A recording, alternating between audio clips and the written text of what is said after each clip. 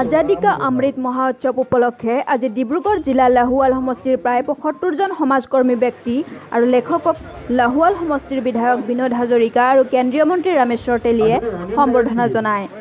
বিধায়কৰ তৰফৰ পৰা বিশিষ্ট ব্যক্তিসকলক ফুলাম গামোচা, গছপুলি আৰু সফুৰাৰে সম্বৰ্ধনা জনোৱা হয়। আজি অনুষ্ঠানতে মুখ্যমন্ত্ৰী সাহায্য পুঁজিৰ পৰা অসহায় ৫০ জন ব্যক্তিক ১০,০০০ টকাকৈ চেক প্ৰদান কৰে বিধায়ক বিনোদ হাজৰিকাই। আজি অনুষ্ঠানত লাহোৱাল সমষ্টিৰ অন্তৰ্গত বিভিন্ন পঞ্চায়তৰ পৰা অহা প্ৰায় ৫ শতাধিক বিজেপি কৰ্মীয়ে অংশগ্ৰহণ কৰা পৰিলক্ষিত হয়। ডিব্ৰুগড়ৰ পৰা জিতু দাসৰ ৰিপৰ্ট, ফাষ্ট নিউজ।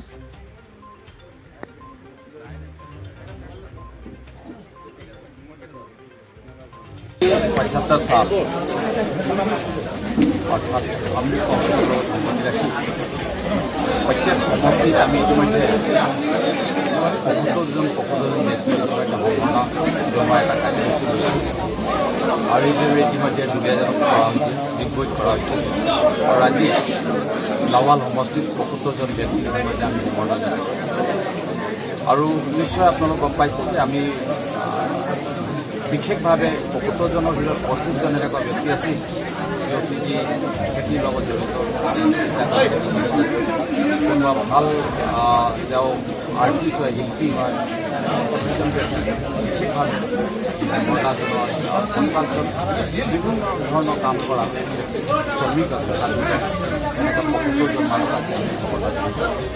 আৰু আমি আজি ৭৫ সাল আমি ইতিমধ্যে আপোনাক গম পাইছোঁ যে আমি ডিব্ৰুগড় জিলাতো ইতিমধ্যে প্ৰকৃতিৰ পুখুৰী খান্দিবৰ কাৰণে সিদ্ধান্ত লৈছোঁ।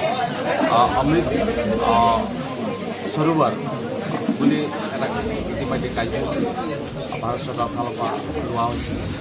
প্ৰত্যেক জিলাত ৭৫টাকৈ পুখুৰী খোলা হ'ব। পুখুৰীত চাৰিওফালে বাউণ্ডেৰী ৱাল থাকিব, ভেটিফিকেশ্যন থাকিব আৰু সেইখন গাঁৱত যদি কোনোবা আমাৰ ভাৰত স্বাধীনতা আন্দোলনত জড়িত কোনোবা ব্যক্তি তাত মৃত্যু হৈছে, তেনেকুৱা ব্যক্তিবিলাকৰ প্ৰতিমূৰ্তি নিৰ্মাণ কৰিব লাগিব আৰু তাতেই ফ্লেগ হোষ্টিং হ'ব ১৫ আগষ্টৰ ২৬ জুলাইতে ৭৫টা অমৃত সৰোবৰ বনাবৰ কাৰণে সিদ্ধান্ত লোৱা হৈছে।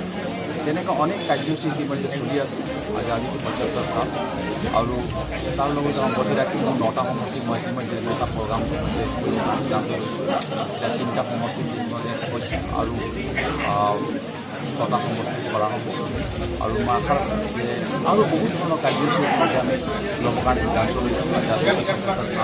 আমি ইতিমধ্যে গেষ্ট স্পীকাৰক কৈছোঁ ৭৫ জন বিশিষ্ট ব্যক্তিৰ আমি সম্বৰ্ধনা জনাওঁ। আমি অল ইণ্ডিয়াত কৈছোঁ, অল ইণ্ডিয়া ইতিমধ্যে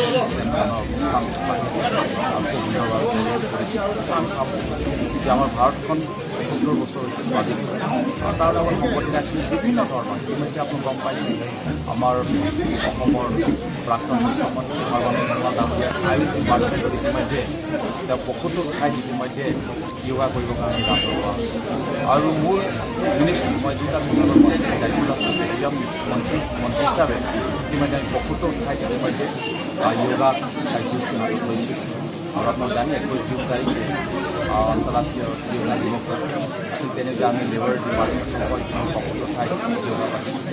এনেধৰণৰ আজাদী ৭৫ সাল বিভিন্ন ধৰণৰ কাৰ্যসূচী কৰিছোঁ আৰু অসমৰ মুখ্যমন্ত্ৰী ডাঙৰীয়াও আমাক এতিয়া আজাদী ৭৫ সাল ৭৫টা প্ৰগ্ৰাম হয়তো আমি আৰম্ভ কৰিম। ৭৫টা এটা সমষ্টি ৭৫টা আধাই লাখৰ কাৰণে চেষ্টা কৰিম প্ৰত্যেকটা সমষ্টি তেনেধৰণৰ ইতিমধ্যে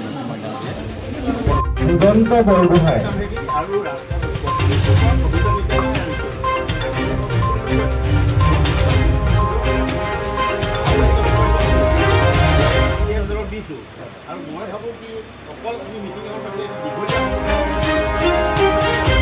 সমালোচিত হয় মই চাইছোঁ, গতিকে কোনো কাকো বেয়া পাব মই সেইটো কথাই ক'লোঁ। গতিকে আপোনাক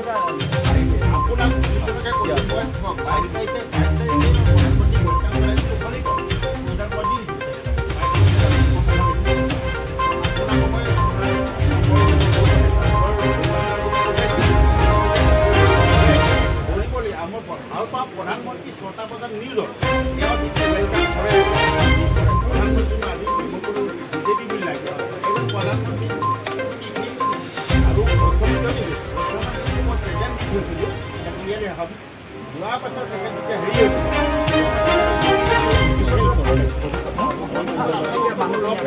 হয়